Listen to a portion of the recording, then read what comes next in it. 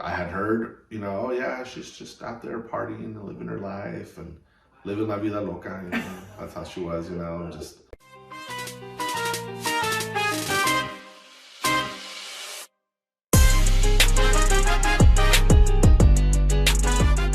Every person has a story on how they met, how they came to be in our case, the Gonzalez's. Ours is very unique. We wanted to share that with you. We met because I happened to meet the amazing Padilla family when I was a junior in high school. I met my best friend Vic, and that is my wife's cousin. Vic and I we became best friends, and we were always together. We were always hanging out. And when Vic is a year older than me, and when he graduated in '97, man, I'm old. When he graduated in '97, Carmen was there at his graduation party or celebration. We went to a restaurant, and so she was there, and that's the first time I ever met her. And I thought she was cute and cool and whatnot. And our lives kind of went down different paths. I definitely through my best friend sharing the gospel and another individual sharing the gospel, I had been saved by the Lord, and definitely going down that road and really into just reading my word and Bible study and different stuff like that. And we saw each other off and on throughout high school. She actually dated somebody that I went to high school with. So through a weird set of circumstances, or not so weird, I guess, she was at my prom.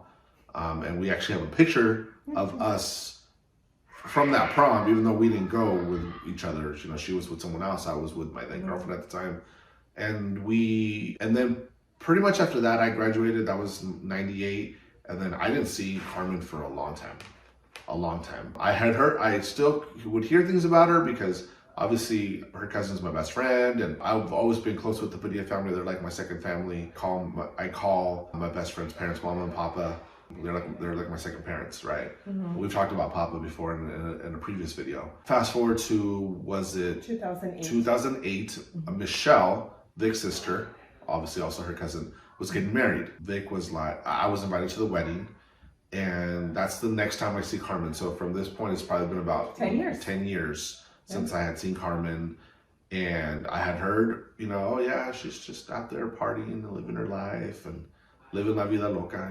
That's how she was, just going through her gangster phase, and then her rebel phase, and then her raver phase, and then her clubbing phase, whatever. She's been through a lot of phases, and all the hair colors to match, red and blonde and everything in between, and the nails, and the hair, and then get all gay and everything, So anyway, we her life had gone this way, my life had gone this way. For the most part, I had always maintained going to church and reading my word and staying plugged in, and I served in different ministries and different things like that. And this was in November of 2008, mm-hmm. and Michelle and her husband Josh, they were getting married. Well, I was at the wedding, and this is the first time I saw her, and she was there, with this adorable little, at that point, almost 11 months. Yep. Cameron was 11 months at that point, so I saw her. I was like, "Oh, Carmen, she's got a kid, cool." But we didn't even. I don't think we spoke. I don't think we spoke at the wedding at all. I just saw her. The next day, Vic at that point was living in Philadelphia. He was just here. He was just happened to be there in California because his sister was getting married. Right. So he's like, "Hey, do you want to come with me to my cousin Carmen's house? She's gonna make food." My wife is an amazing cook, and she makes some bomb Puerto Rican food, like arroz con pollo, bacaladitos, things like that, So I was like, "Yeah, for sure, dude. I'm always down for some food." So he's like, "Yeah, so then he says, "Yeah, she said around this time she's gonna go to church first, and then we go after." And I'm like, it was one of those like, just like record stopped. I was like, "Carmen, church? Like, when did that happen?" So we went over, and it was like, she was like, "Yeah, I'm going to church now." She was going to Calvary Chapel Vista at the time, and, mm-hmm. which was a church that I used to attend many, many years ago. I met Cameron, and that little dude immediately won my heart. And this day, he's my oldest, right? He's my oldest son. Her and I started conversing and talking, and then we kind of just started hanging out. Mm-hmm. And she would say, "Hey, I'm going to go to the Dollar Tree with Cameron. You want to come?" "Sure." Or, "Hey, we're going to go here. Do you want to come?" "Sure." You know, we did a lot of different events, a lot of different things, and as is often the case, when you start hanging out with someone a lot, sometimes you get the feelings, and I definitely did on my end. And this was right around Cameron's first birthday party. Cameron's biological basically calls and says, "Oh, I want to be there," and he's finally acknowledging that Cameron is his kid, and you know, stuff like that. And so he's there, and I remember Cameron was so sick at his first birthday party. He had grown really attached to me, really attached. I mean, Carmen trusted me right off the bat with him, so sometimes she would be like, "Hey, there's a women's retreat thing on for like a Saturday morning. Will you watch him?" And so I'd watch him, and I took him to the mall, and I bought him his first pair of shoes and different stuff like that, you know, because he was just about to start to walk. And so him and I, we bonded really quick. And he pretty much only wanted to be with me at his first birthday party, like in my arms. So then that whole event, that whole day ended. And then at that point, I went up to her and I said, "Hey, this is how I feel. I know that the biological was there." And I was like, you know, I don't want to get hurt. So I'm just going to let you know how I feel, and you let me know, and then whatever. Yeah, everything that he said up to this point was pretty much accurate. Pretty much. I might have lied a little bit. I'm trying to think if there's anything to add. And he was saved by God's grace very early and very young, and I'm thankful for that, because without him having made the decision to surrender his life and repent of his sins, we wouldn't be where we are at today.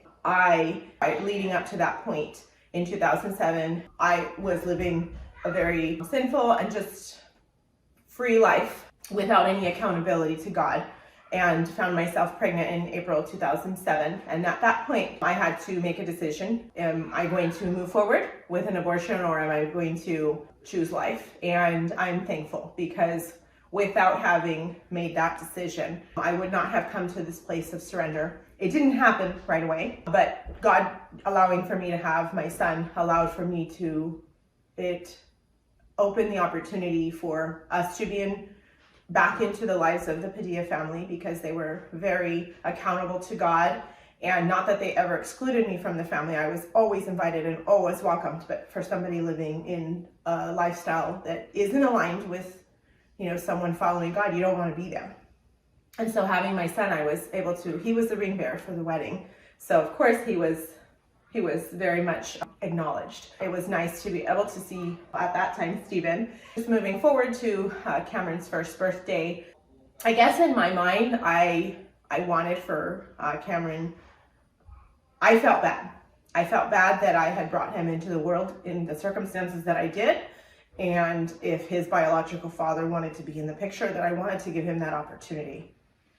And so with that said, I told Stephen at the time that I was going to give that a try.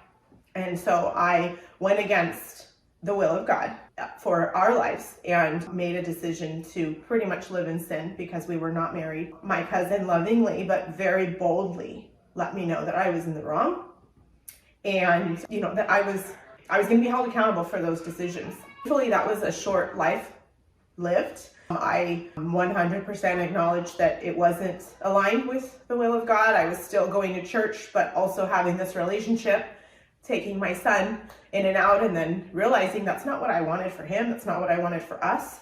And his biological father assured me that he would never marry me. And that's not what I wanted for my son. I wanted my son to see somebody who would honor God first, and then honor God through honoring his mother by marrying her. With that said, I repented of my sins, you know, asked God for forgiveness for everything that I did during that time. Cameron and I was roommating with my sister at the time. Cameron and I, God, you know, called me to live like in our own household, and God provided this amazing little place for Cameron and I to live in. And so there was this time where it was like, okay, God, you know, I've got my own place, you know, he's honored, I've honored him in, you know, all the areas that I felt that I needed to do, just to feel free, you know, not that it was like I was being punished or anything like that, but just, you know, that difference in your life when you're just not aligned with God's will. We look forward to sharing more on the wedding planning and just kind of how all of that came to be. And yeah, If you enjoyed this video and look forward to watching more like this, or have any questions about how we met and our life, please be sure to share those in comments.